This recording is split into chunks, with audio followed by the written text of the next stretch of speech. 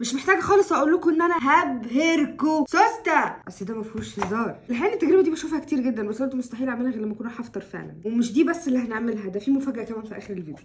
طبعا هنستحمل بعض شويه في الاضاءه دي عشان نكشف على البيض. طيب اول حاجه هنحط البيضه هنا، دي المفروض انها تمام. ما دام الفلاش عدى من البيضه وبقى لونها كده، يعني النور معدي فيها، تبقى البيضه دي سليمه. نسيب دي وناخد اللي بعدها. سليمه، الله ينور عليك يا عبد المنعم. 100 100. ماشي ماشي. لا السوسته بيعرف ينقي البيض. ماشي.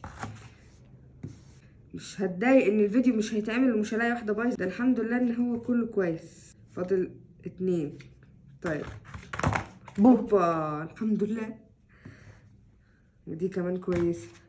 اخر واحده معانا كويسه. عايزه اقول لكم ان احد فانزاتي الاعزاء عزه بسيوني بعتت لي الفيديو ده وقالت لي يلا واحنا وراكي. قلت لها كده بالنص والله ما هزعلك. فتعالوا كده نشوف هتطلع معانا ايه. لا انا عزيت تمام. اكسر بقى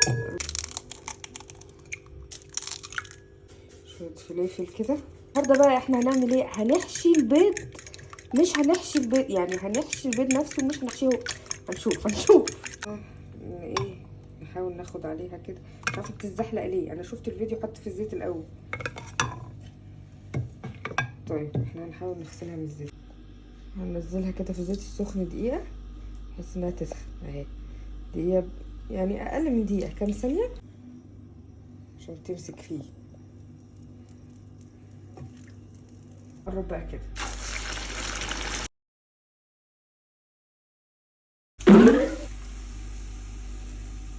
بصوا انا عملت كل حاجه علشان تلزق زي ما انتم شايفين، ولكن يعني في امل. تعالوا كده نجرب لو حشيناها هتطلع عامله ازاي. بس هي مرهقه شويه. لو تعرفوا ازاي نثبتها اكتر قولوا لي يعني. طب يا حبايبي بصوا ده شكلها كده بعد ما حاولت اطلعها زي ما انتم شايفين.